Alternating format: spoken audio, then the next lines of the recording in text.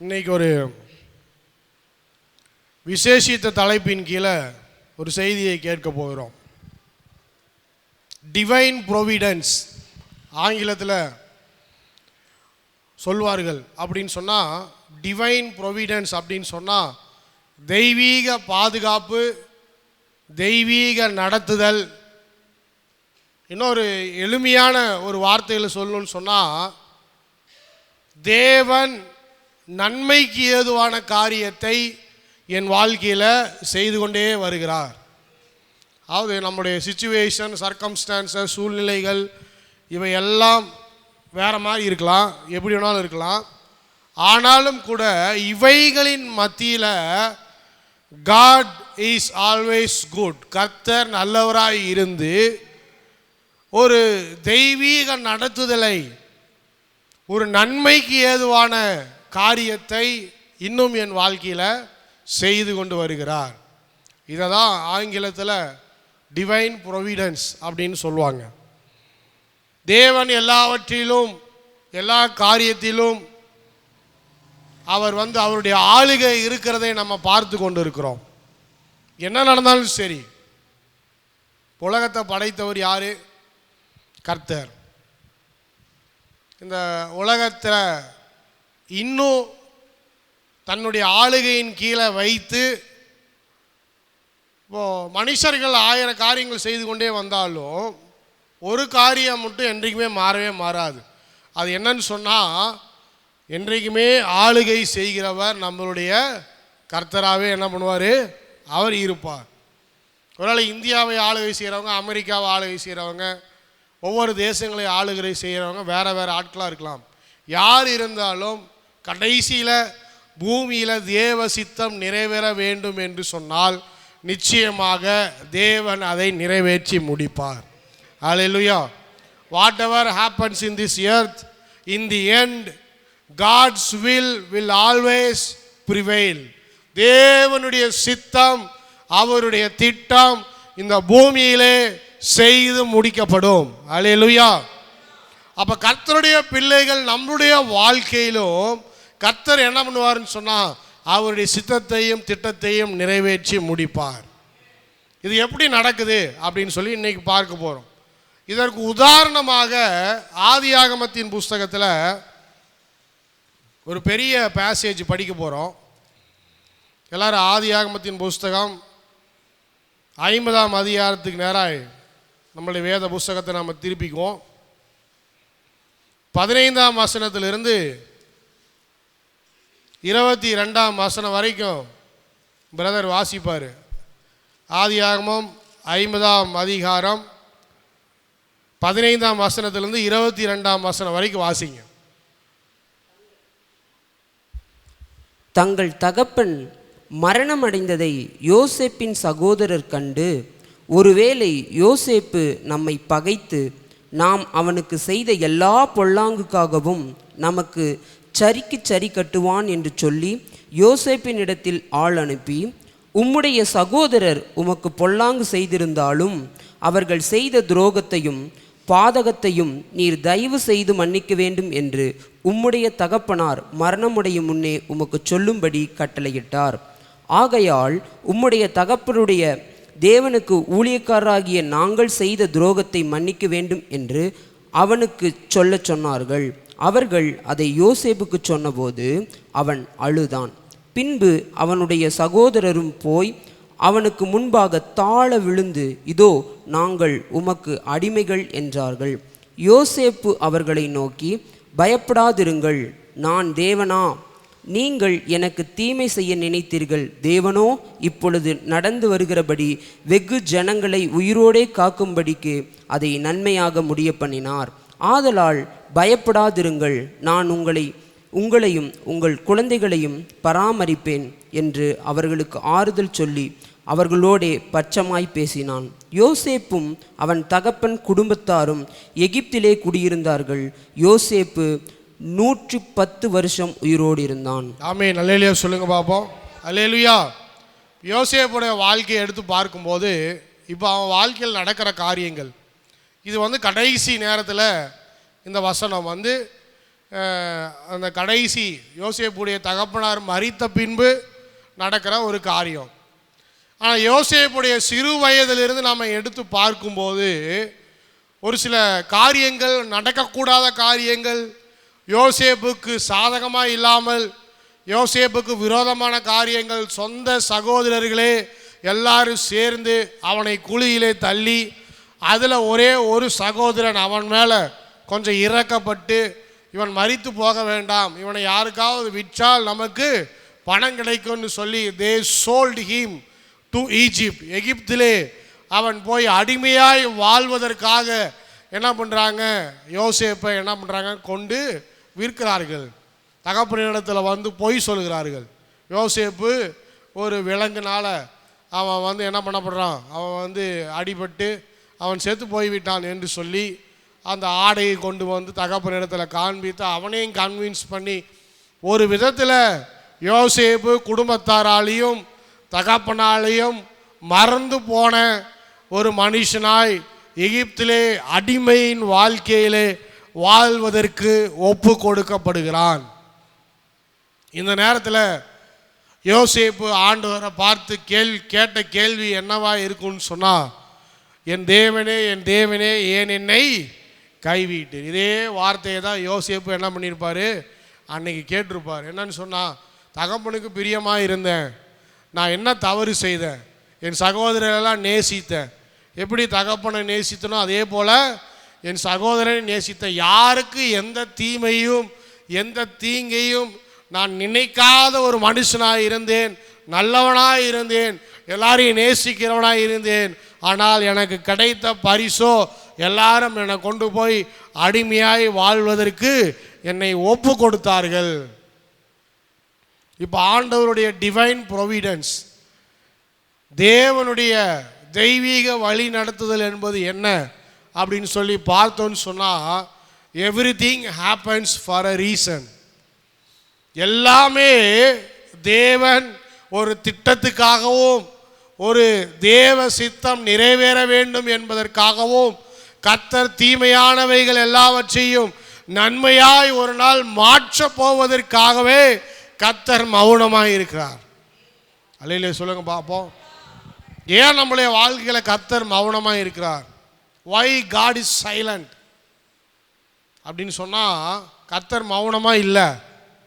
கர்த்தர் என்னமோ அந்த நேரத்தில் அந்த காலத்தில் நீங்கள் படுகிற அந்த கஷ்டத்தின் மத்தியில், பாடுகளின் மத்தியில், உபத்திரவத்தின் மத்தியில் ஒரு மேன்மையை உங்களுக்கு கொண்டு வர வேண்டும் என்பதற்காக தான் கர்த்தர் அப்படியே உங்களை உற்று நோக்கி பார்த்து கொண்டு இருக்கிறார். அல்லேலூயா. ஒரு சில நேரத்தில் நம்ம ஆட்கள் கேட்பாங்களா, ஆண்டவருக்கு கண் இருக்குதா பாஸ்டர், ஆண்டவருக்கு காது இருக்குதா, நான் படுற கஷ்டம்லாம் அவருக்கு தெரியுமா? உங்களுக்கே தெரியாது.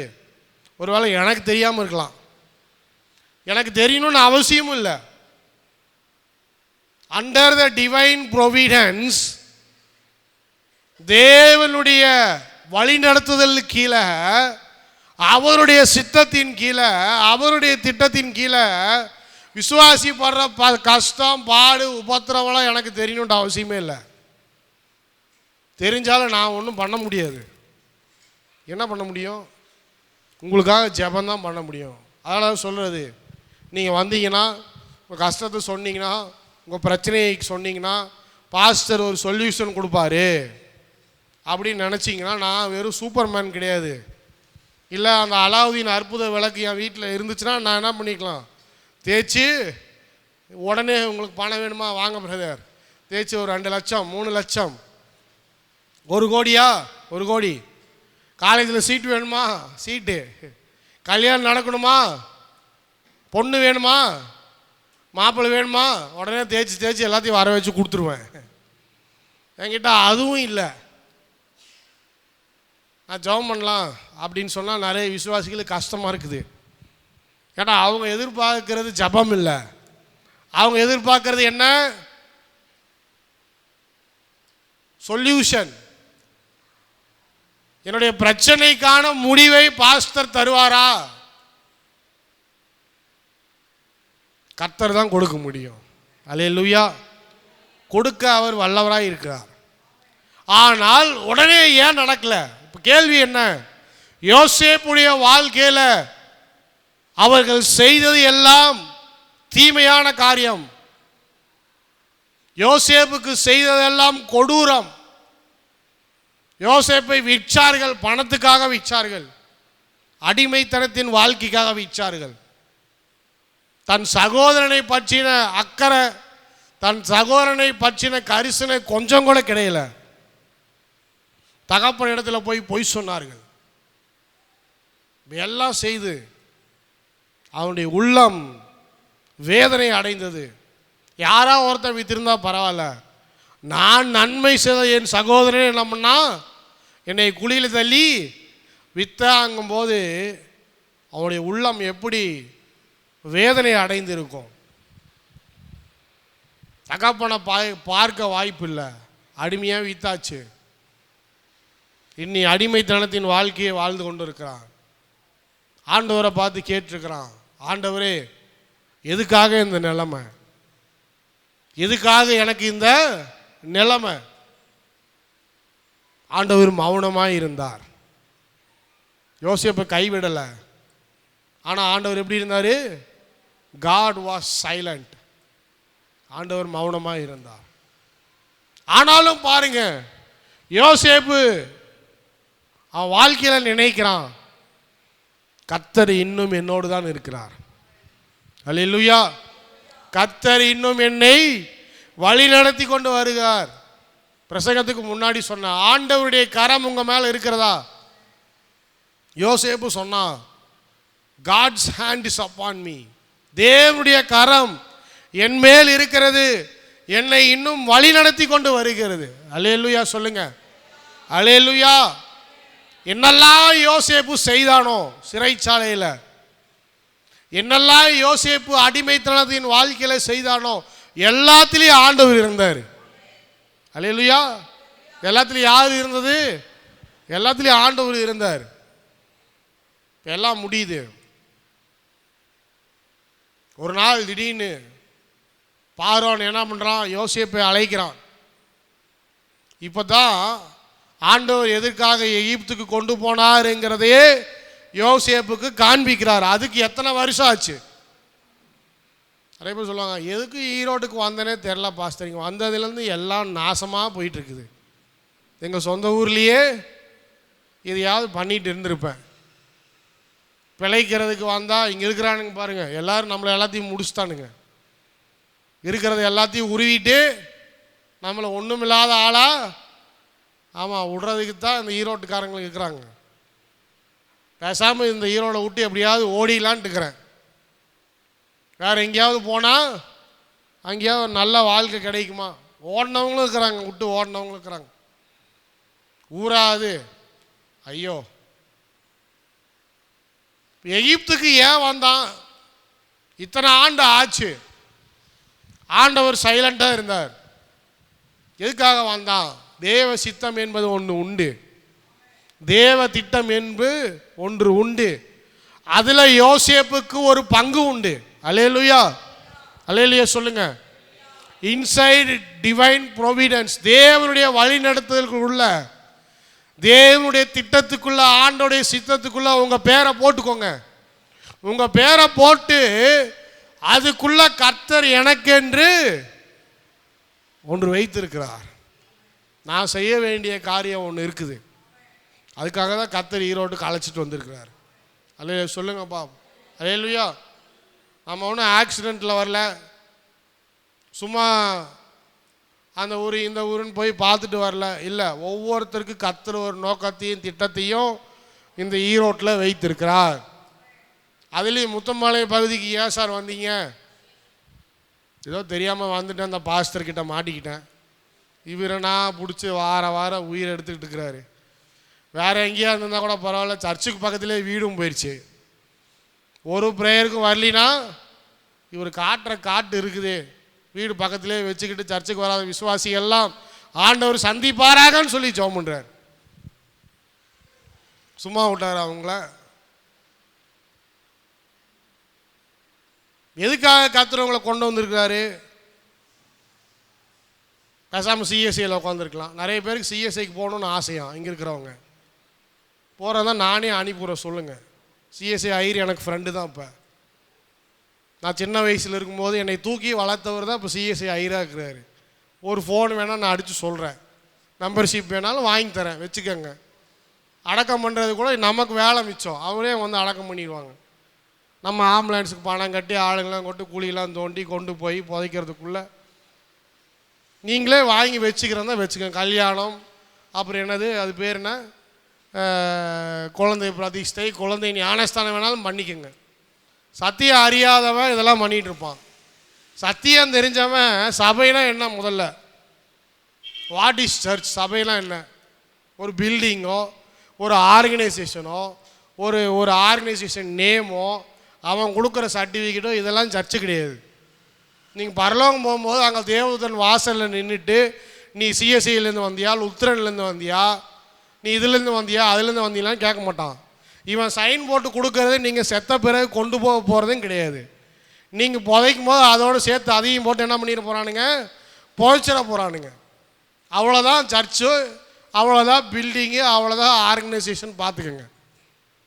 உங்கள் ஆத்மா ரட்சிக்கப்பட்டிருந்தா நீங்கள் பரலோகம் போவீங்க. உங்கள் ஆத்மா ரட்சிக்கப்பட்டு இயேசு கிறிஸ்துவை அறிஞ்சிருந்து சத்தியத்தை அறிஞ்சிருந்து நீங்கள் விடுதலையாகி ரட்சிக்கப்பட்டு மறிச்சிங்கன்னு சொன்னால் ஆண்டவருடைய வருகையில் உயிரோடு எழுப்பப்பட்டு அப்போவும் அவர் என்ன கேட்க போகிறதில்ல, நீ முத்தம்பாளைய சர்ச்சா, நாவல் ரோடு சர்ச்சா, சூரம்பட்டி சர்ச்சா அப்படின்னு கேட்க போகிறது கிடையாது. நீ ரட்சிக்கப்பட்டிருக்கிறியான்னு தான் கேட்க போகிறார். ஆனால் ஒரு சில ஆட்கள் இதெல்லாம் பெரிய விஷயமாக மாற்றிக்கிட்டு பெரிய விஷயமாக பேசிக்கிட்டு இருக்கிறாங்க. ஸ்தோத்திரம். நான் எந்த ஆர்கனைசேஷனுக்கு விரோதமும் கிடையாது, எந்த சபைக்கு விரோதமும் கிடையாது. உங்களுக்கு எங்கெல்லாம் பிடிச்சிருக்குதோ அங்கெல்லாம் போய் மெம்பர்ஷிப் வாங்கி வச்சுக்கோங்க. ஸ்தோத்திரம். அதை பற்றி எனக்கு கவலையே இல்லை. ரட்சிக்கப்பட்டு நீங்கள் பரலோகம் போனீங்கன்னா ஒரு ஆத்மா என் சத்தியத்தை கேட்டு பரலோகம் போச்சுங்கிற பேர் எனக்கு கிடைக்கும். அவ்வளோதான். நாளைக்கு இந்த சர்ச்சும் இருக்க போகிறது கிடையாது. நாளைக்கு பிஜேபிக்காரன் இன்னொரு 15 வருஷம் ஆண்டான்னு சொன்னால் எல்லாத்தையும் உடச்சி எறிய போகிறான். அவ்வளோதான் நடக்க போகுது. அதனால் இதில் ஒரு பெரிய விஷயம் கிடையாது எனக்கு. எதுக்கு சொல்கிறோம், தேவனுடைய கரம் நம்ம மேலே இருக்கிறதா, தேவன் உன்னை கண்ணோக்கி பார்த்து கொண்டிருக்கிறாரா. யோசேப்புடைய வாழ்க்கையில் கர்த்தருடைய கரம் யோசேப்போடு இருந்தது. எங்கே இருந்தது? எகிப்திலும் இருந்தது, அடிமைத்தனத்தின் வாழ்க்கையிலும் இருந்தது. பல நாள் ஆச்சு. ஒரு நாள் பார்வோன் யோசேப்பை அழைக்கிறார். அதுக்கு முன்னாடி சொல்லி வேற அனுப்பியிருந்தான், ஏதாவது ஒரு ஜாப், ஏதாவது ஒரு வேலை பார்வோனுடைய அரண்மனையில் கிடைச்சதுன்னா என்னை பற்றி கொஞ்சம் எடுத்து சொல்லு. அவனும் மறந்து போயிட்டான்.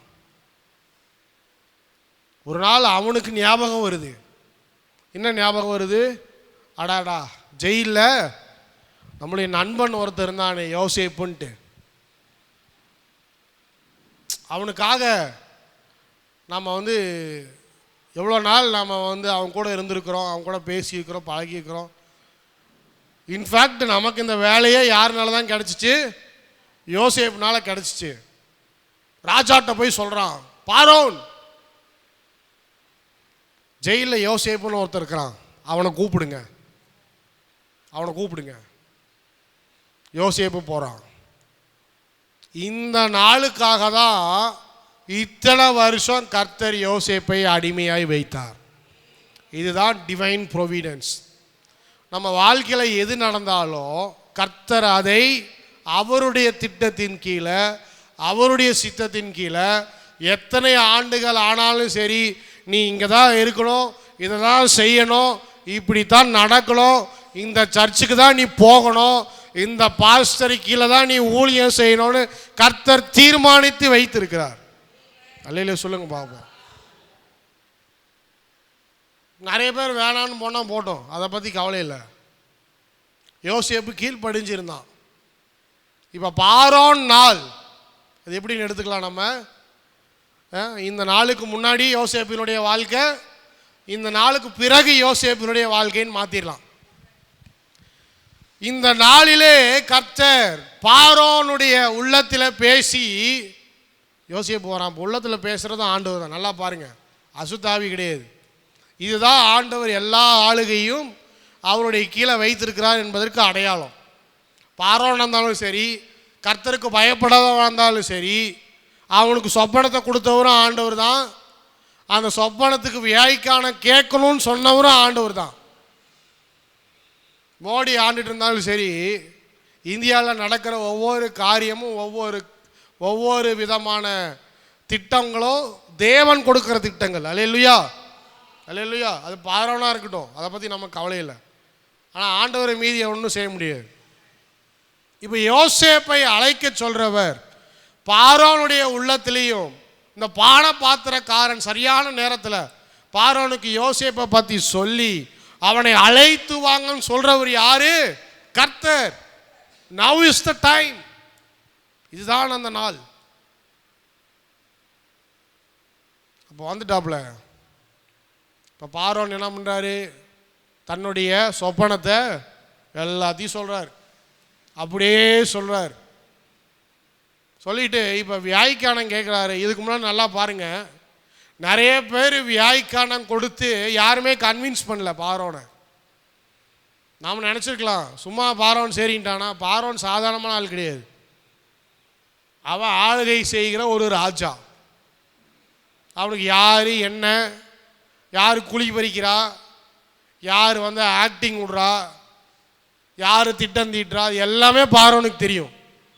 சாதாரணமான ஆள் கிடையாது. எகிப்தை ஆண்டு கொண்டு இருக்கிறான்னா சும்மாவே ஆண்டு கொண்டு இருப்பான். ஆனால் கர்த்தருக்கு பயப்படாதவன்.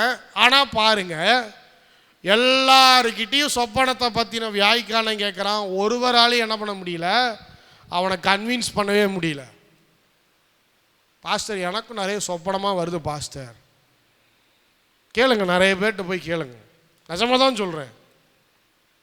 நான் போன அது என்ன நாள்? மே 1 என்ன வியாழக்கிழமைங்களா? வியாழக்கிழமை தானே. மே 1 வியாழக்கிழமை கோயம்புத்தூருக்கு போயிருந்தேன். ஏற்கனவே என்னுடைய 3 வருஷம் என் கூட இருந்த ரூம்மேட்டு. அவன் பார்த்தீங்கன்னா ரொம்ப கடுமையான ஒரு மனுஷன். அவனை பார்த்தாலே எல்லோரும் பயந்துருவாங்க. ஆள் ரவுடி மாதிரி, ஆள் வாட்ட சாட்டமாக, பெரிய அப்படியே ஒரு அரக்க மாதிரி இருப்பான். ஆள் பயங்கரமான ஹைட்டு, வெயிட்டு. ஆனால் 3 வருஷம் நான் ரூம்மேட்டாக இருந்தனால அவன் ஆள் அப்படித்தான். மனசோ குழந்த மனசுன்னு எனக்கு தெரியும். அப்போ அவன் கல்லூரி படிப்பெல்லாம் முடித்த பிறகு அவனுக்கு ஒரு அலர்ஜி ப்ராப்ளம். தலையிலிருந்து கால் வரைக்கும் ஒரு சின்ன கொசு கடிச்சிட்டா கூட தலையிலிருந்து கால் வரைக்கும் எல்லாம் தடுப்பாக வீங்கிக்கும். யோபு சொரிகிற மாதிரி உட்காந்து சொரிஞ்சுட்டு இருப்பான். எதில் அந்த அலர்ஜி வருதுன்னே தெரியாது. சாப்பிட்றதில் வருதா, கொசு கடிச்சதில் வருதா, இல்லை அந்த டஸ்ட்டில் வருதா? டாக்டருங்க சொல்லிட்டாங்க இதுக்கு பல காரணம் இருக்குது, ஒரு காரணத்தை எங்களால் சொல்லவே முடியாது. இந்த அலர்ஜி வரும்போதெல்லாம் நீ மெடிசன் சாப்பிட்டீன்னா ஏதாவது கொஞ்ச நாள் இருந்துட்டு போயிடும். பார்க்கும்போது 2 நாள் இருக்கும், போட்டு சொரின்னு சொரிஞ்சிட்டு இருப்பான். தலையிலேருந்து கால் வரைக்கும் ஃபுல்லாக ரெட் ஆயிரும். அந்த ப்ராப்ளம் அவனால் சால்வ் பண்ணவே முடியல. எனக்கே ரொம்ப கஷ்டமாக இருக்கும் அவனை பார்க்கும்போது. அப்படியே யோபு அப்படியே கண்ணால் பார்த்த மாதிரி இருக்கும்.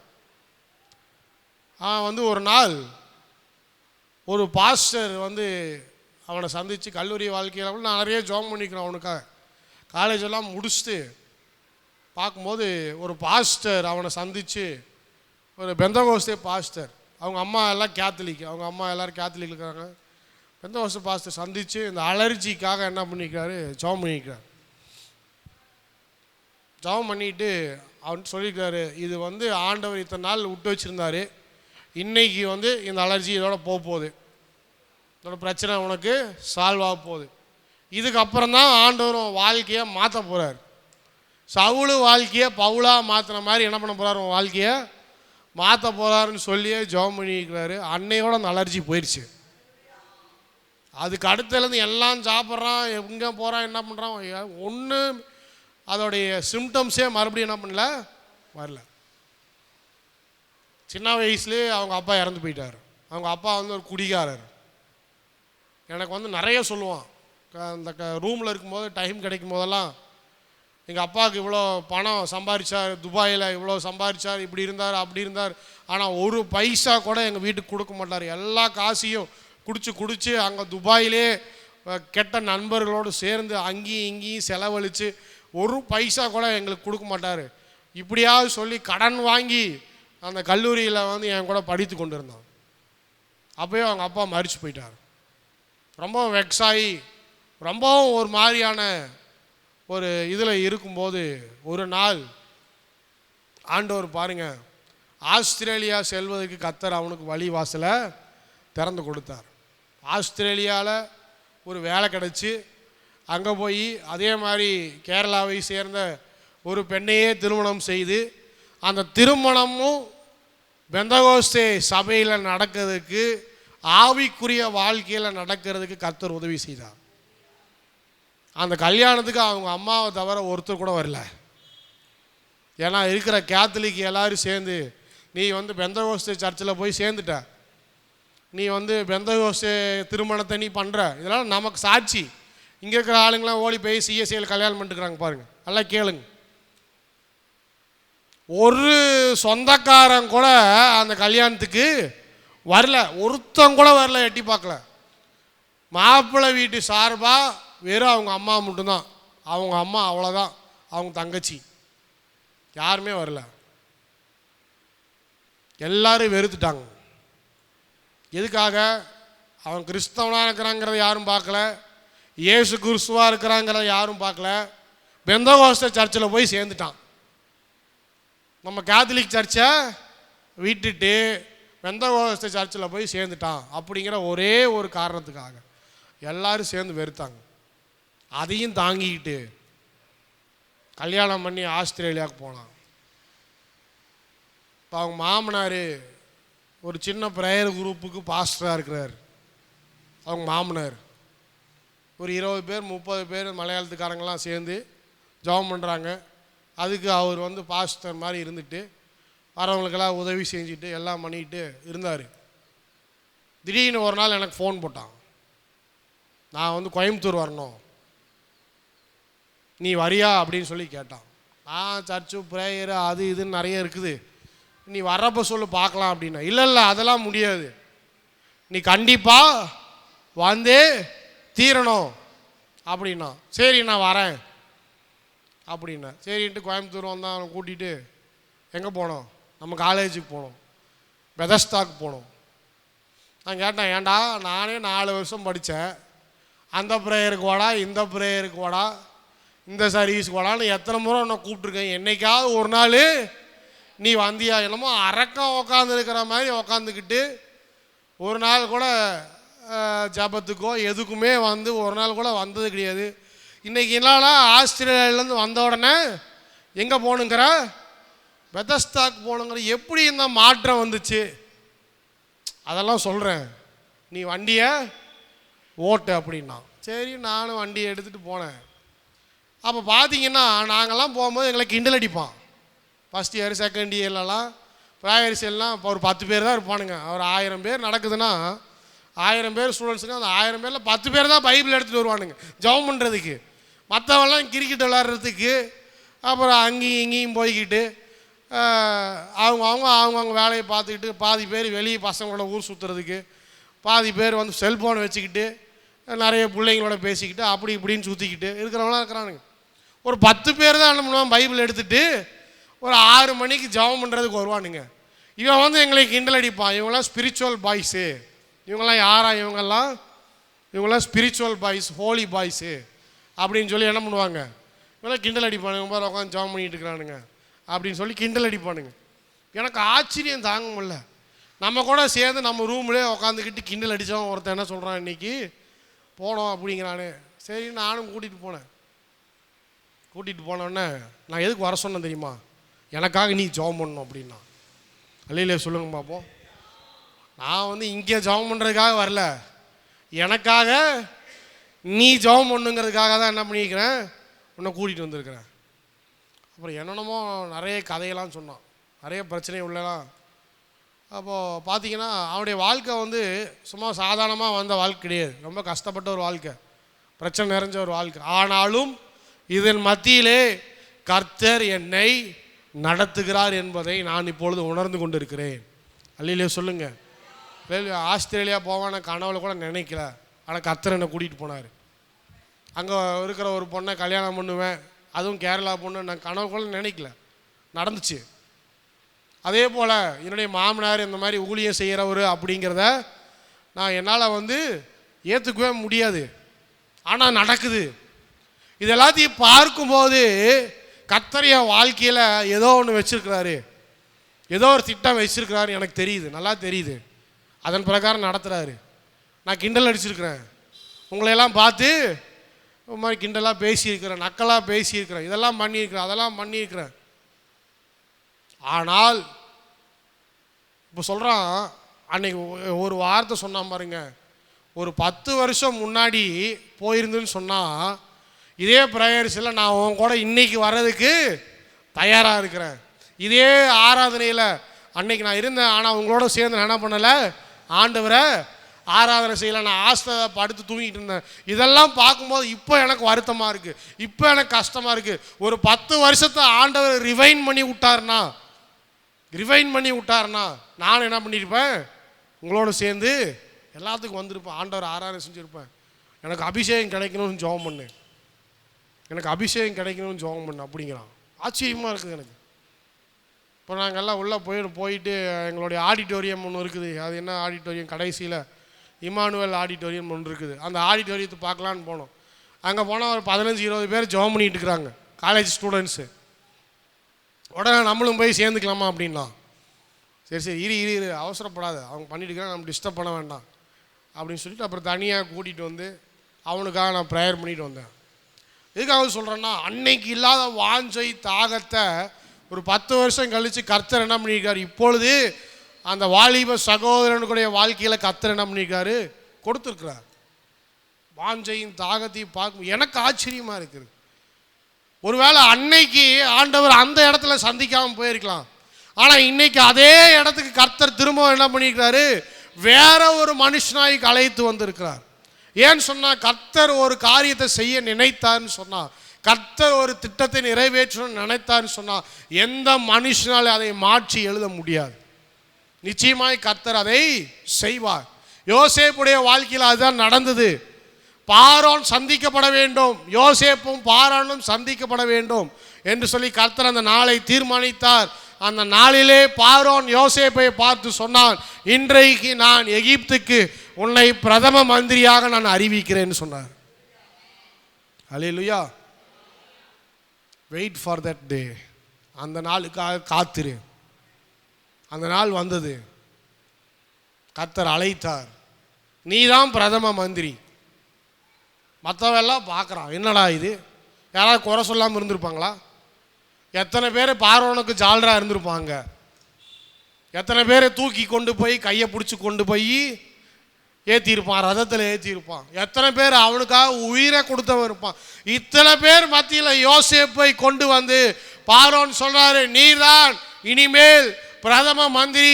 இந்த பஞ்ச காலத்துக்கு உன் தேவனாகிய கர்த்தர் உனக்குள்ள என்ன திட்டம் கொடுத்திருக்கிறாரோ அந்த திட்டத்தை எகிப்திலே நிறைவேற்று. இஸ்ரவேலில் நிறைவேற்றுன்னு சொல்லலை, எகிப்தில் நிறைவேற்றுன்னு சொன்னார். ஒரு அல்லேலூயா சொல்லுங்க. அல்லேலூயா. நீங்கள் எங்கே இருக்கிறீங்கிறது முக்கியம் இல்லை, யாருக்கு கீழே இருக்குங்கிறது முக்கியம் இல்லை, யாருக்காக வேலை பார்க்குறீங்கிறது முக்கியம் இல்லை. த டிவைன் ப்ரோவிடன்ஸ் ஆஃப் காட், தேவனுடைய வழி நடத்துதல் உங்களோடு இருக்குதுன்னு சொன்னா, கர்த்தருடைய கரம் உங்களோடு இருக்குதுன்னு சொன்னா, எகிப்திலும் தேவனால் அவருடைய திட்டத்தை உங்களை கொண்டு நிறைவேற்ற முடியும். அல்லேலூயா. நமக்கு நான் நல்ல கிறிஸ்டியன் கம்பெனியாக இருந்ததுன்னா கொஞ்சம் நல்லா இருக்கும் பாஸ்டர். அவன் மூச்சை போட்டால் உனக்கு என்ன, உன்கிட்ட விசுவாசம் இருக்குதா? உன்கிட்ட விசுவாசம் இருந்தால் ஒன்றுமே நடக்காது. பூஜை போடுறவன் போட்டுக்கிட்டு தான் இருப்பான். என்றைக்குமே தேவனுடைய கரம் எல்லாம் நல்லா இருக்குது, எல்லாரும் நம்ம என்ன பண்ணுறாங்க, அனுசரித்து நம்மளோட பேசி நமக்கு நல்லா உதவியாக இருக்கிறாங்க. சூப்பர் கம்பெனிங்க பாஸ்டர்னா அங்கே ஆண்டவர் கரத்தை பார்க்கவே முடியாது. எங்கே எல்லாரும் உனக்கு விரோதமாக கிரியை செய்கிறாங்களோ, எங்கே எல்லாரும் நீ நாசமாக போகணும்னு நினைக்கிறாங்களோ, எல்லாரும் ஒன்று சேர்ந்து உன்னை குத்துணும்னு நினைக்கிறாங்களோ, அங்கே தான் கர்த்தருடைய கரம் உன்னை வழி நடத்துன்னு பார்க்க முடியும். அல்லேலூயா. அல்லேலூயா. இப்போ சொல்கிறாரு, நீ தான் பிரைம் மினிஸ்டர். அடுத்து பிரைம் மினிஸ்டர் ஆகிட்டார். இப்போ பாருங்க, ஆள் பார்க்கறதுக்கு எகிப்தியன் மாதிரியே இருக்கிறான். எப்படி இருக்கிறான்? இஸ்ரவேலன் மாதிரி இருந்தால் ஈஸியாக கண்டுபிடிச்சிருக்க மாட்டாங்களா? ஈஸியாக கண்டுபிடிச்சிருக்க மாட்டாங்களா? பேசுறது எகிப்தியனை போல, நடக்கிறதும் எகிப்தியனை போல. ஏன்னா யாரை ஆட்சி பண்ணிட்டு இருக்கிறான்? எகிப்தியரில் தான் ஆட்சி. எத்தனை வருஷம் ஆயிடுச்சு போய்? எத்தனை வருஷம் ஆயிடுச்சு?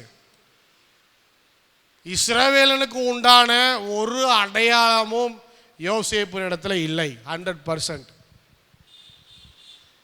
பஞ்சம் வந்துருச்சு. இஸ்ரவேலிலேயோ பஞ்சம்.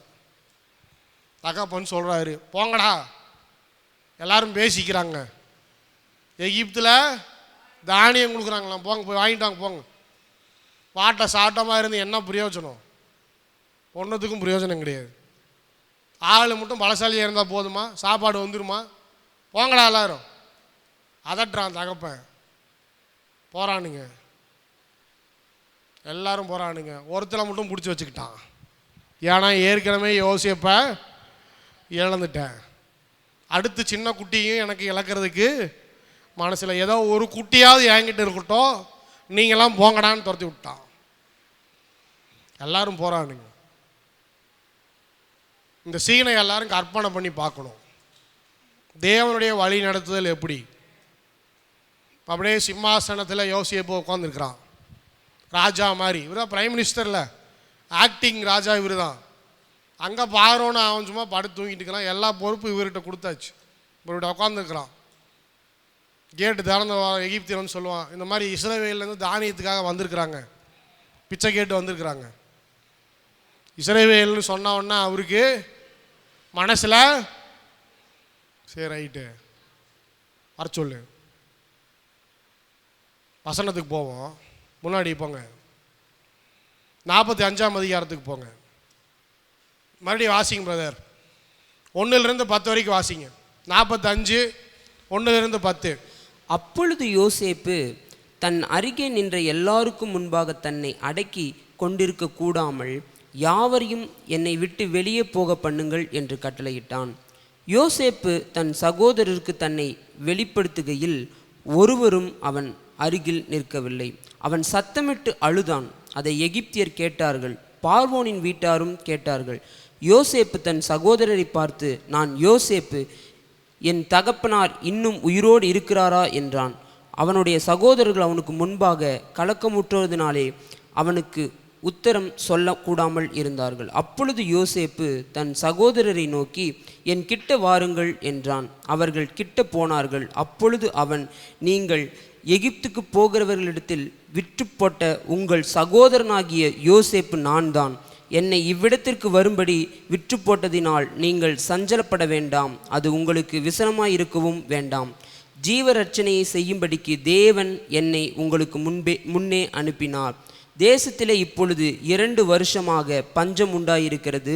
இன்னும் 5 வருஷம் உழவும் அறுப்பும் இல்லாமல் பஞ்சம் இருக்கும். பூமியிலே உங்கள் வம்சம் ஒழியாமல் இருக்க உங்களை ஆதரிக்கிறதற்காகவும் பெரிய இரட்சிப்பு நாள் உங்களை உயிரோடே காப்பதற்காகவும் தேவன் என்னை உங்களுக்கு முன்னே அனுப்பினார்.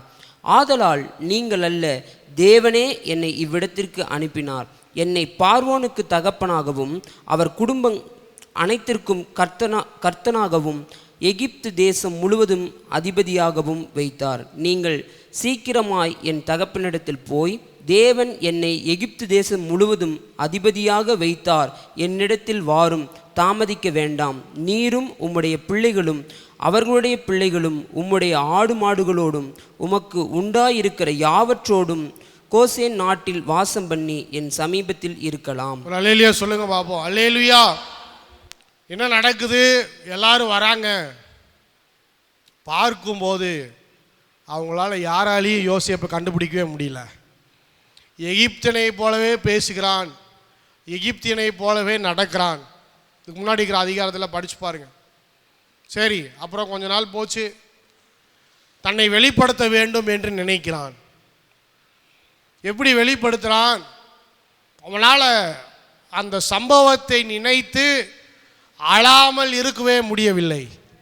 எதுக்காக அழுதான் தெரியுமா? எதுக்காக அழுதான்? எல்லாரும் என்னை கொண்டு போய் வித்தான்னு சொல்லி அழுகலை. எதுக்காக அழுதான்னு சொன்னால், கர்த்தர் இந்த நாள் வரை என்னை எகிப்தில் கொண்டு வந்து உயர்த்தினாரே. எந்த காரணம்னு சொன்னால், சொந்த குடும்பத்தையும் சொந்த மக்களையும் காப்பாற்றுவதற்காகவே கர்த்தர் அந்த செயலை செய்தார் என்பதை நினைத்து அழுக ஆரம்பித்தான். அல்லேலூயா சொல்லுங்க. அல்லேலூயா. ஒன் டே வில் கம், ஒரு நாள் வரும். that day you will understand. what you will understand? why the Lord was silent over a period of time. கர்த்தர் ஏன் இத்தனை நாட்கள் இத்தனை ஆண்டுகள் மௌனமாக இருந்தார் என்பதை ஒரு நாளிலே கர்த்தர் உனக்கு வெளிப்படுத்துவார், உனக்கு காண்பிப்பார். அதுதான் தேவனுடைய கரம், தேவனுடைய ஆளுகை உன்னை வழி நடத்தி கொண்டு வருகிறது. அல்லேலூயா. இன்னைக்கு வேணா ஆன்சர் தெரியாமல் இருக்கலாம், இன்னைக்கு வேணா தெரியல, அதை விட்டு வந்துட்டேன் பாஸ்டர், அந்த வேலையை விட்டு வந்துட்டேன், இந்த மாதிரிலாம் நடக்குது, இந்த மாதிரிலாம் பிரச்சனைலாம் நடக்குது, ஏன் நடக்குதுன்னு தெரியல. ஆனால் அந்த பிரச்சனையின் மத்தியிலும் தேவன் இன்னும் உன் கூட இருந்து அவருடைய கரம் இன்னும் உன்னை வழி நடத்தி கொண்டு வருகிறது. ஏன்னு சொன்னால் இதுவும் ஆண்டவருடைய சித்தம்தான். அழுகிறான், அவனால் தாங்க முடியல, தன்னுடைய சகோதரர்களை பார்த்து சொல்கிறான், நான் தான்பா யோசேப்பு. அழுகிறவங்கள என்ன இருக்கும், ஐயையோ வசமாக வந்து மாட்டிக்கிட்டோமே, இப்போ வேற பிரைம் மினிஸ்டராக வேறு இருக்கிறான், நம்மளை கொண்டு போய் ஜெயிலில் தள்ளி அடின்னு அடித்து உரிச்சு எடுத்து பழைய பழியெல்லாம் என்ன பண்ண போகிறான், தீத்துக்கு போகிறான், நம்ம போய் மாட்டிட்டோமே, எல்லாம் பயந்து ஓடுறதுக்கு தயாராகிறான். சொல்கிறான், இல்லைங்கடா ஓடாதீங்கடா, ஓடாதீங்கடா. 5ஆம் வசனம், என்னை இவ்விடத்தில் வரும்படி விற்று போற்றதினால் நீங்கள் சஞ்சலப்படவும் வேண்டாம், அது உங்களுக்கு விசனமாயும் இருக்க வேண்டாம். ஜீவ ரட்சணையை செய்யும்படிக்கே தேவன் என்னை உங்களுக்கு முன்பாக அனுப்பினார். This is a Lord's plan for me. இதான் ஆண்டவருடைய திட்டம், இதான் ஆண்டவருடைய சித்தம். என்னன்னு சொன்னா, நான் எகிப்துக்கு அடிமையாய் போக வேண்டும் என்பது கர்த்தர் நியமித்த ஒரு காரியம். உங்களை குறை சொல்லவே மாட்டேன். நிறைய பேர் நம்ம வாழ்க்கையில் நடக்கிற காரியத்துக்கெல்லாம் சுற்றி இருக்கிறவங்கள குறை சொல்கிறோம். இது கிறிஸ்தவனுடைய வாழ்க்கையில், விசுவாசிகளுடைய வாழ்க்கையில் இருக்கவே கூடாது. சரியாக படிக்கல அப்படிங்கிறதுக்காக பேரண்ட்ஸை குறை சொல்லுவோம். எங்கள் பெற்றோர்கள் என்ன சரியாக படிக்க வைக்கல, படிக்க வச்சுருந்தாங்கன்னா இன்றைக்கி எங்கேயோ போயிருப்பேன். அடுத்து என்ன பண்ணுவோம், குடும்பத்தாரை குறை சொல்லுவோம். என் அண்ணன் தம்பி எல்லாம் நான் தான் தூக்கி வளர்த்தேன், இன்னைக்கு எல்லாரும் துரோகம் பண்ணுறாங்க, நான் என்னெல்லாம் செஞ்சுருக்கிறேன் தெரியுமா, இதெல்லாம் செஞ்சுருக்கிறேன் தெரியுமா, ஆனால் இன்றைக்கி ஒருத்தன் கூட என் கூட இல்லை. இதையவே நினச்சி சொல்லிக்கிட்டு இருப்பாங்க. அவன் உதவி செய்யலை, இவன் உதவி செய்யலை, இப்படி உதவி செய்யலை, அப்படி உதவி செய்யலை. ஒரு மனுஷனை ஆண்டவர் நம்ம வாழ்க்கையிலேருந்து நீக்கிறதும் ஒருத்தரை நமக்கு தர்றதும் ஆண்டவருடைய செயல். அல்லேலூயா. ஒரு சிலருக்கு நல்ல பெற்றோர்கள் கிடச்சிருக்கிறாங்க, நல்லா படிப்பு கொடுத்துருக்குறாங்க, அதுவும் ஆண்டவருடைய செயல். ஒரு சிலருக்கு பெற்றோர்கள் இல்லை, என்ன பண்ணுறது? ஆனாலும் கூட உன்னை கைவிடுவதற்காக கர்த்தர் அழைக்கவில்லை, அதிலும் ஆண்டவர் ஒரு திட்டத்தையும் சித்தத்தையும் வைத்திருக்கிறார். அதுதான் டிவைன் ப்ரொவிடன்ஸ். எல்லாரும் வேலை செஞ்சாங்க, நான் சரியான குடும்பத்தில் பிறந்திருப்பேன்னு சொன்னால் இன்றைக்கி நான் எங்கேயோ போயிருப்பேன், ஆனால் அந்த வாய்ப்பு எனக்கு கிடைக்கல. இப்படியே குறை சொல்லிக்கிட்டு இருக்கிறதுனால ஒன்றும் மாறப்போகிறதில்ல. எனக்கு நல்ல வேலை கிடச்சிருந்தேன்னா, இல்லை நான் வந்து குண்டாக இருக்கிறேன் அதனால் நிறைய வேலை என்னால் செய்ய முடியல, இப்படி இருக்கிற ஆட்கள் இருக்கிறாங்க. நான் மட்டும் ஸ்லிம்மாக இருந்திருந்தேன்னா, ஒல்லியாக இருந்திருந்தேன்னா, அப்படியே ஓடி பறந்து அங்கேயும் இங்கேயும் திரிஞ்சு இன்னைக்கு பணக்காரனாக மாறி இருப்பேன். சொல்கிறவன் சொல்லிகிட்டே இருக்க வேண்டியதுதான், ஒன்றும் மாற போகிறதில்ல. தேவன் எப்படி வைத்திருக்கிறாரோ அதே இடத்துல அவருடைய சித்தத்தையும் அவருடைய திட்டத்தையும் நிறைவேற்ற அவர் வல்லவராக இருக்கிறார். அல்லேலூயா. சும்மா ஏதோ ஒன்றுக்காக கர்த்தர் நம்மளை அழைக்கலை, சும்மா அப்படி இப்படின்னு போகிறதுக்காக அழைக்கலை. அவருடைய சித்தத்தையும் அவருடைய திட்டத்தையும் பூமியில் நிறைவேற்றுவதற்காகவே நம்மளை அழைச்சிருக்கிறார். நமக்கு அதில் ஒரு பங்கு இருக்குது. யோசேப்புக்கு பங்கு இருக்குது. யோசேப்புனால என்னாச்சு? இப்போ இஸ்ரவேல் முழுவதும் பாதுகாக்கப்படுகிறது. வெறும் யோசேப்பினுடைய குடும்பம் மட்டுமல்ல. நீங்க சொல்றான், தேசத்தில் இப்பொழுது 2 வருஷம் பஞ்சம் உண்டாயிருக்கிறது, இனி 5 வருஷம் உழவும் அறுப்பும் இல்லாமல் பஞ்சம் இருக்கும். பூமியிலே உங்களுடைய வம்சம், வம்சம்னா என்ன? ஜெனரேஷன். உங்களுடைய கோத்திரம், உங்களுடைய வம்சம் ஒழியாமல் இருக்க, உங்களை ஆதரிப்பதற்காகவே, பெரிய ரட்சிப்பினால் உங்களை உயிரோடு காப்பதற்காகவும் தேவன் என்னை உங்களுக்கு முன்னதாகவே அழைத்து கொண்டு வந்திருக்கிறார்.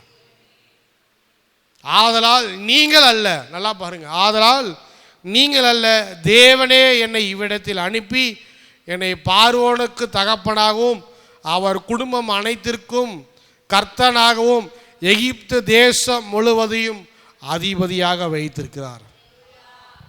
அல்லேலூயா சொல்லுங்க. நீங்கள் சீக்கிரமாக என்னுடைய தகப்பனிடத்தில் போய் அழைச்சிட்டு வாங்க. அடுத்தது 50ஆம் அதிகாரத்துக்கு மறுபடியும் போ. 19ஆம் வசனம். யோசேப்பு அவர்களை நோக்கி, பயப்படாதிருங்கள், நான் தேவனா. 20ஆம் வசனம். நீங்கள் எனக்கு தீமை செய்ய நினைத்தீர்கள், தேவனோ இப்பொழுது நடந்து வருகிறபடியே வெகு ஜனங்களை உயிரோடு காக்கும்படிக்கு அதை நன்மையாக மாற்றினார். இப்போ ஆண்டவருடைய கரம், ஆண்டவருடைய வழி நடத்தல் உங்கள் வாழ்க்கையில் இருக்குதுன்னு சொன்னால், யாரெல்லாம் உங்கள் வாழ்க்கையில் தீமை செய்கிறாங்களோ அந்த தீமையெல்லாம் கர்த்தர் என்னவா மாற்றுறாரு? நன்மையாய் மாற்றுறாரு. அல்லேலூயா. அப்போ தீமை செய்கிறவனை பற்றி நம்ம ஏன் கவலைப்படணும்? தீமை செய்கிறவனை பற்றி நம்ம ஏன் பேசணும்? தீமை செய்கிறவன் தீமை செஞ்சுக்கிட்டே தான் இருப்பான். ஆனால் God's divine providence, what is God's divine providence? தேவனுடைய வழி நடத்துதல் என்னன்னு சொன்னான், தேவனுடைய கரம் என்னன்னு சொன்னான், அவன் என்னெல்லாம் தீமையாக கொண்டு வந்து உங்கள் மேலே தள்ளுறானோ அதெல்லாம் கர்த்தர் படிக்கட்டா மாற்றுவார். அல்லேலூயா சொல்லுங்க. அல்லேலூயா. படிக்கட்டா மாற்றி மறுபடியும் நீங்கள் உங்கள் மூலமாக அநேகருக்கு நன்மை கிடைக்க கர்த்தர் உதவி செய்வார். எழும்பி நிற்போம். ரோமருக்கு எழுதின நிருபம் 8:28 சொல்லுது, all things works for good, சகலமும் அழைக்கப்பட்டவர்களுக்கு நன்மைக்கு ஏதுவான காரியங்களாகவே இருக்கிறது என்று சொல்லி வாசிக்கிறோம். எதெல்லாம் ஆண்டவர் உங்கள் வாழ்க்கையில் அனுமதிக்கிறாரோ, இதெல்லாம் கர்த்தர் உங்கள் வாழ்க்கையில் கடந்து போக பண்ணுகிறாரோ, it's all the plan and purpose of God. தேவனுடைய சித்தத்தின் பிரகாரம், தேவனுடைய திட்டத்தின் பிரகாரம், அவர் அழைத்த அழைப்பின் பிரகாரமே நடந்து கொண்டிருக்கிறது.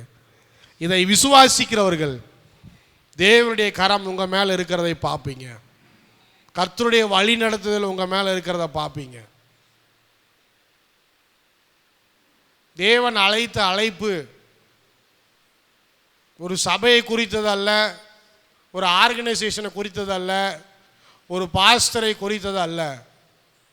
தேவன் உங்களை சீஷராய் அழைத்திருக்கிறார். நல்லா புரிஞ்சுக்கோங்க. கர்த்தருடைய அழைப்பு என்பது எந்த மனுஷனை சார்ந்தது அல்ல, ஆண்டவரே உங்களுக்கு அதை கொடுத்துருக்கிறார்.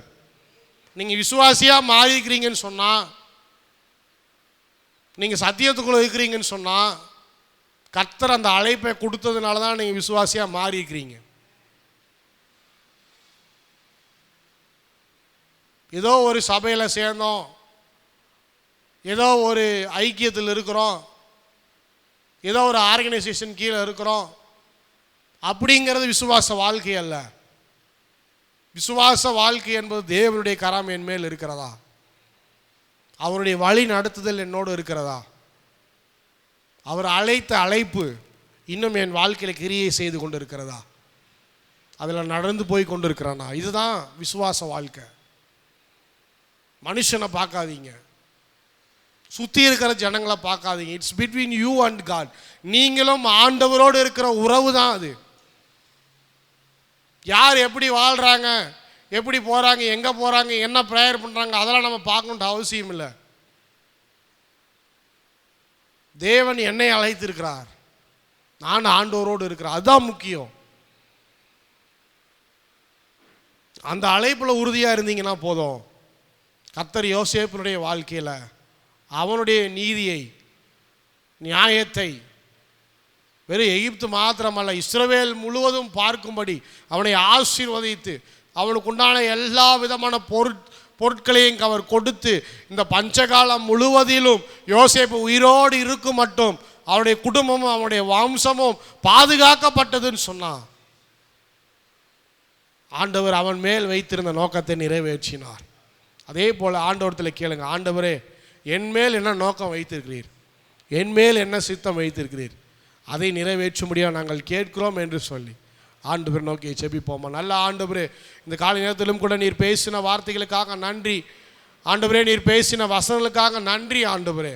நீர் எங்களுக்காக ஒரு திட்டம் வைத்திருக்கிறீர், நீர் எங்களுக்காக ஒரு சித்தம் வைத்திருக்கிறீர் என்பதை நாங்கள் விசுவாசிக்கிறோம் ஆண்டவரே, நாங்கள் விசுவாசிக்கிறோம் அப்பா. தொடர்ந்து அதன்படி வழி நடத்துங்க. இன்றைக்கு ஒருவேளை எல்லா கேள்விகளுக்கும் எங்களுக்கு பதில் கிடைக்காம இருக்கலாம், ஏன் இதெல்லாம் நடக்குதுன்னு சொல்லி நாங்கள் சோர்ந்து போயிருக்கலாம். ஆனாலும் கூட எங்களுக்கான ஒரு நாளை கர்த்தர் வைத்திருக்கிறீர். அந்த நாளிலே எல்லாம் ஆண்டவரே நீர் எங்களுக்கு காண்பிப்பீர் நாங்கள் விசுவாசிக்கிறோம். எங்களை கொண்டு இன்னும் அநேகருக்கு ஆசீர்வாதத்தை கொடுப்பீர் என்று நாங்கள் விசுவாசிக்கிறோம். அந்த ஒவ்வொருவரையும் ஆசீர்வதிங்க, அவங்க குடும்பங்களை ஆசீர்வதிங்க, தேவையெல்லாம் சந்திங்க, பலப்படுத்துங்க, வழி நடத்துங்க. சகல துதிக்கான மகிமையெல்லாம் உமக்கே செலுத்துகிறோம். இயேசுவின் நாமத்தினால ஜெபிக்கிறோம் நல்ல பிதாவே, ஆமென். கர்த்தருடைய பந்திக்கு நம்ம ஒரு திறந்த வாசல் உனக்காக எனக்காக இயேசு தருகிறார். இதோ ஒரு திறந்த வாசல் உனக்காக எனக்காக இயேசு. எல்லா சாத்தானின் சூழ்ச்சிகளை முறியடிக்க, சத்துருவின் கோட்டைகளை தகர்த்திட, சாத்தானின் சூழ்ச்சிகளை முறியடிக்க, சத்துருவின் கோட்டைகளை தகர்த்திட, இதோ திறந்த வாசல் உனக்காக எனக்காக இயேசு தருகிறார். இதோ ஒரு திறந்த வாசல் உனக்காக எனக்காக இயேசு தருகிறார். தேசத்திலே அக்கினி ஊற்றப்பட, நீ நாடும் அக்கினியாய் மாறிட. எல்லாரும் சேர்ந்து, தேசத்திலே அக்கினி ஊற்றப்பட, நீ நாடும் அக்கினியை மாறிட. இதோ உனக்காக எனக்காக இயேசு தருகிறார். இதோ ஒரு திறந்த வாசல் உனக்காக எனக்காக. எல்லாரும் சேர்ந்து, இதோ ஒரு திறந்த வாசல் உனக்காக எனக்காக இயேசு தருகிறார். ஒருவனும் பூட்ட முடியாது, ஒருவனும் பூட்ட முடியாது, ஒருவனும் பூட்ட முடியாது, ஒருவனும் பூட்ட முடியாது, ஒருவனும் பூட்ட முடியாது, ஒருவரும் பூட்ட முடியாது, ஒருவனும் பூட்ட முடியாது, ஒருவனும் பூட்ட முடியாது. எல்லாரும் சேர்ந்து ஆமென். இதோ ஒரு திறந்த வாசல் உனக்காக எனக்காக இயேசு தருகிறார். இதோ ஒரு திறந்த விசுவாசிக்கிறவங்க எல்லாரும் சேர்ந்து எனக்கான வாசல் இயேசு தருகிறார். இதோ ஒரு திறந்த வாசல் உனக்காக எனக்காக இயேசு தருகிறார். இதோ ஒரு திறந்த வாசல் உனக்காக எனக்காக இயேசு தருகிறார்.